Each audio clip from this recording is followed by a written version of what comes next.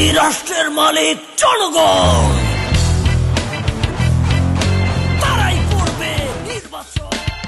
খুবই চমৎকার। আমরা এর পরের প্রশ্নের উত্তরটা জানতে চলে যাই নিতা রায় চৌধুরীর কাছে। আগে আমি প্রশ্নটি বলে নিই। 5 নম্বর প্রশ্নটি ছিল, 1000 বছর ধরে অন্যের আইন দ্বারা শোষিত ও নির্যাতিত না হয়ে স্বাধীনভাবে দেশের জনগণের জন্য সব ধরনের আইন প্রণয়নের কি পদক্ষেপ নেবেন আপনি? আমাদের যে সামনে যে আমাদের সংসদে গেলে যে আইন আমাদের বা আমরা ক্ষমতায় গেলে যে আইন প্রণয়ন করতে হবে, আপনি এটা বলেছেন, সেটা হলো এই যে ব্রিটিশ আমলের আইন আইন এসছে একটা শ্রেণীর পক্ষ থেকে তাদের রক্ষা করার জন্য।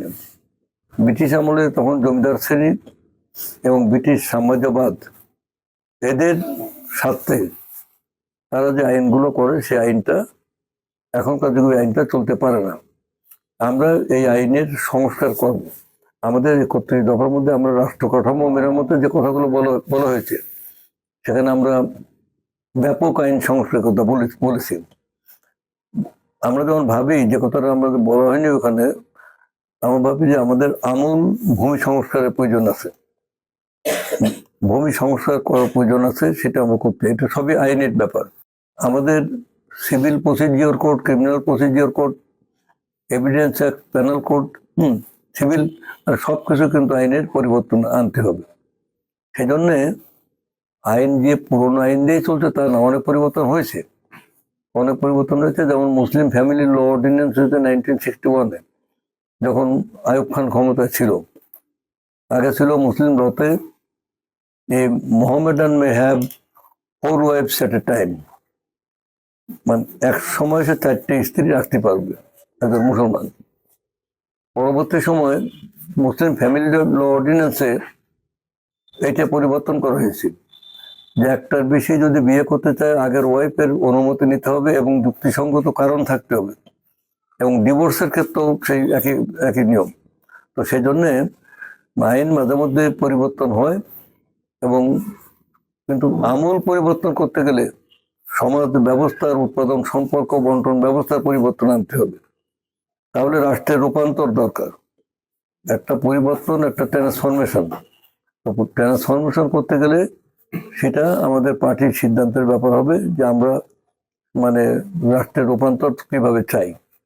তো এইটা একটা মূল কথা। আর একটা কথা হলো যে আমরা যেটা চাই সেটা হলো যে অর্থনৈতিক বৈষম্য মানে কমিয়ে এনে একটা ওয়েলফেয়ার স্টেট, যেমন ইউরোপের দেশগুলো আছে, ইংল্যান্ড এবং আমেরিকা যেভাবে আছে, কানাডা যেভাবে আছে, মানে আমরা we want to establish a welfare, মানে ওয়েলফেয়ার স্টেট। এবং সেখানে আমরা মনে করি যে একজন কৃষকের গণতন্ত্র হচ্ছে বিনামূল্যে পানি, স্বল্পমূল্যে সার। এইটা হচ্ছে কৃষকের গণতন্ত্র। গণতন্ত্র খালি ভোট দেয়া না, ভূমিহীন কৃষক জমি চায়, তার গণতন্ত্র। বেকার যুবক চাকরি চাই, তার গণতন্ত্র। আমরা এমন একটা সমাজ করতে চাই যে সমাজে বিভিন্ন শ্রেণী পেশার মানুষের তার যার যার প্রয়োজন সে সমাজ এবং সে রাষ্ট্র মেটাতে পারে। আমরা এরকমই রাষ্ট্র ব্যবস্থা, এটাই ছিল জিয়াউর রহমানের ভাবনা, এটা আমাদের ভাবনা। শুনলাম আমরা তার উত্তর। আপনি নিশ্চয়ই খেয়াল করেছেন যে যেহেতু তিনি আইনের লোক, এই বিষয়টা বোধহয় তিনি ভালোভাবেই ধরতে পেরেছেন। কি বলেন? প্রত্যাশিত। এখন আমরা যদি শতাধিক উত্তর বিশ্লেষণ করি, সরাসরি কম্পেয়ার যদি করি, যে নিতাই রায় চৌধুরী একদম পারফেক্টলি ডিফাইন করেছেন যে 1000 বছর ধরে যে প্রচলিত আইনটা রয়েছে সেটা আমাদের আইন না। এই জায়গাটায় কিন্তু মানে I am so happy, so glad to him যে উনি এটা ডিফাইন করেছেন, এবং এটা সংস্কারের উনি ব্যাপক উদ্যোগ গ্রহণ করবেন, এবং রাষ্ট্র বিনির্মাণের যে দফাগুলো রয়েছে সেখানে এগুলো আছে, এবং এটা তো একটা লং টার্ম প্রসেস। ভূমি সংস্কারের কথা উনি অবশ্যই এখানে নিয়ে আসছেন। এটা ব্যাপার নিয়ে আমরা 10 নম্বর প্রশ্নে আপনি যখন যাবেন তখন দেখবেন যে শুধু ভূমি বন্টন, বিন্যাস ও ব্যবহার নীতি নিয়ে আলাদা একটা প্রশ্ন আছে। তো আমার মনে হয় যে উনি এটা একদম কারেক্টলি ডিফাইন করেছেন। না, আমি যতদূর জানি আইন সংস্কারের বিষয়ে আপনার একটা গবেষণা সেল রয়েছে, যারা গবেষণা করে নিশ্চয়ই পেয়েছে যে অনেকগুলো আইন দেশের একেবারেই সংস্কারের জরুরি হয়ে পড়েছে। আপনি সে ব্যাপারে একটু। হ্যাঁ, বাংলাদেশে এই পর্যন্ত প্রচলিত আইন 18 লক্ষ। আশ্চর্য লাগতেছে না?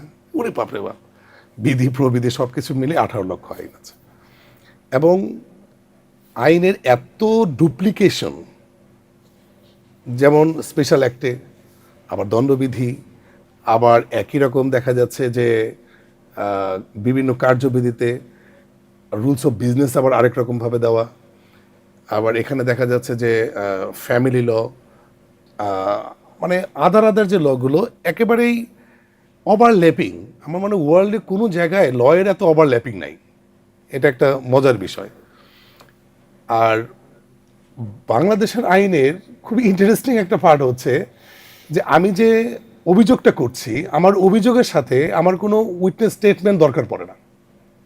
গায়েবী মামলা কেন হয় আমি যখন জিজ্ঞাসা করলাম, এটা বিচার সংস্কার কমিশনের একদম চিফ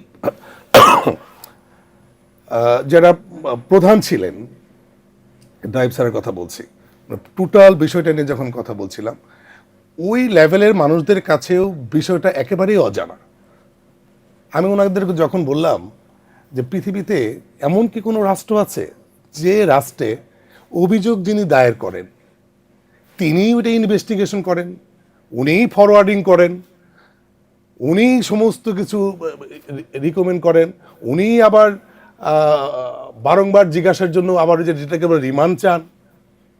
আমি এটা বুঝিয়ে বললাম, পুলিশ মামলা দায়ের করে, পুলিশ ইনভেস্টিগেশন করে, এবং সেই পুলিশ মামলা দায়ের করে সারা দুনিয়াতে আছে যে একটা মামলা করার সাথে সাথে উইটনেস স্টেটমেন্ট, এভিডেন্স যেটা, এটা must be included, must B A part of, must be, এখানে কিন্তু শুড বি নাই। তাহলে আমাদের এখানে এটা কেমন একটা দেশ যে একটা পুলিশ চাইলেই যে কোনো একটা অভিযোগ দায়ের করে ফেলতে পারে, যে কোনো একটা এফআইআর করে ফেলতে পারে। তখন বলে যে আচ্ছা ঠিক আছে, করলো, পুলিশের দায়িত্ব দেওয়া আছে, করলো। তো পুলিশ যদি এটা দায়িত্ব নিয়ে থাকে তাহলে ইনভেস্টিগেশন কে করবে? যে লোকটা অভিযোগ করেছে তার পক্ষে সে যত মিথ্যাই করুক না কেন সেটার পক্ষে, কারণ সে তো করছে, এটা আকামটা তো সে করছে, ওটাকে জাস্টিফাই করার জন্য তো তদন্ত যদি সেই করে তো ওটা তো যে কোনো মূল্যে সে প্রতিষ্ঠিত করবেই সেটা। হ্যাঁ ওইটাকে চার্জশিট পর্যন্ত নিবেই, নাহলে তো তাকে বলবে যে তুমি তাহলে এই মামলাটা করলা কেন। এই যে ভয়ানক যে ব্যাপারগুলো রয়েছে, এরকম শত শত শত শত শত শত লুফল তিনি আছে, তো খুব চমৎকার একটা কথা বললেন নিতাই রায় চৌধুরী, যে ব্রিটিশ আমলের আইন জমিদারদের চলতে পারে না। আমি তো I know him very well, মানে he has got sound knowledge on it. তো এক কথায় উত্তর দিয়েছেন, এবং প্রত্যাশিত এই জন্য বললাম যে সত্যিকার আইন প্রণয়নের আমরা যদি ম্যাসিভ কিছু পরিবর্তন চাই, ওনাদের মতো আইন প্রণেতাদেরকে আমার লাগবে। তার মানে যে আইনে ব্রিটিশরা প্রীতিলতাকে বা ক্ষুদিরামকে ফাঁসি দিয়েছে সেই আইন স্বাধীন দেশে চলতে পারে চলতে পারে না।